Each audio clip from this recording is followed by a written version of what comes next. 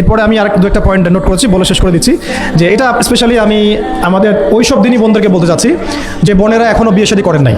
সেটা হচ্ছে যে বিয়ে করার আগেই দিনের বেসিক লেখাপড়া শেষ করেন। এত পাগল হওয়ার দরকার নেই। চরিত্র হেফাজত হচ্ছে না, রোজা রাখেন, ঠিক আছে? দিনই পড়াশোনা আগে শেষ না করে বিয়ে করতে যায় না। বহু আলেমা যারা মাদ্রাসা লাইনের ছাত্রী ছিল, দিনই পড়াশোনা শেষ না করে বিয়ে পিড়িতে বসার কারণে কেরিয়ার ধ্বংস হয়ে গেছে। বিয়ে পরে করেন, আগে তুলনামূলক পড়াশোনাটাকে শেষ করে নেন। তুলনামূলক পড়াশোনা শেষ করতে 18 থেকে 20 বছর বেশি লাগে না। যদি আপনি শুরু করেন, একদম 18 থেকে 20 বছর হতে আপনার পড়াশোনা মোটামুটি শেষ হয়ে যাবে। আর যে সাবজেক্টগুলো বললাম আমি, ওইগুলোই বেসিক পড়াশোনা। এখন এটা হয়তো সবার ভাগ্যে নসিব নাও হতে পারে, সেক্ষেত্রে বিকল্প অপশন আমরা যাব। কিন্তু আগে মূলনীতি হচ্ছে একটা লেভেল পর্যন্ত পড়াশোনা করার পরেই বিয়ে করেন। কারণ বিয়ের পরে আপনার যত রেসপন্সিবিলিটি আসবে, এটা তখন পড়াশোনা মেনটেন করা এতটাও সহজ না, প্রায় অসম্ভবের পর্যায়ে পড়ে যায়। আর দু একটা বাচ্চা কাচ্চা হয়ে গেলে তো তখন আর কোনো কথাই নাই। তাহলে আপনারা কি আমাদেরকে আয়েশা রাদিয়াল্লাহু আনহার মতো একটা প্রজন্ম দিতে পারবেন না?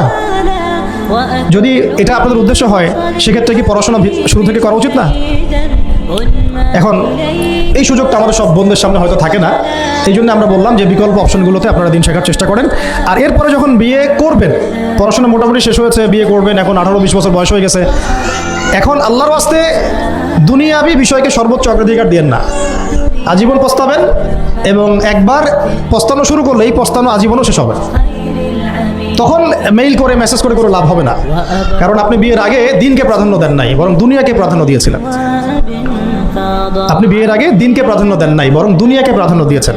যখন আপনি সবসময় পরকালকে, আল্লাহকে, তার রাসূলকে প্রাধান্য দিবেন, দিনকে প্রাধান্য দিবেন, দুনিয়া আল্লাহই গুছিয়ে দিবেন। আর যখন আপনি দুনিয়াকে সর্বোচ্চ অগ্রাধিকার দিবেন, দিন আপনার কাছ থেকে দূরে সরে যাবে। দিনের একটা গায়রত আছে, একটা ব্যক্তিত্ব, দিনের একটা স্বতন্ত্র গায়রত আছে, সে সবার কাছে ধরা দেয় না। যেটাকে মূল্যায়ন করে তার কাছেই দিন আসে, যেটাকে মূল্যায়ন করে না তার কাছে দিন আসে না। দিনদার ছেলেকে প্রাধান্য না দিয়ে বিয়ে করতে যায় না, জীবনটা ধ্বংস হয়ে যাবে। হ্যাঁ, আমি বলছি না দিনদার ছেলে মাদ্রাসাতেই থাকে না, ইঞ্জিনিয়ার লাইনেও থাকতে পারে, ডক্টরও হতে পারে, ইঞ্জিনিয়ারও হতে পারে, কিন্তু এটা বাহ্যিকভাবে এটাকে জাস্টিফাই করাটাও ডিফিকাল্ট। কিছু ক্রাইটেরিয়া দেখে আপনি একটু আন্দাজ করতে পারেন, পুরোপুরি হয়তো কখনোই বুঝতে পারবেন না।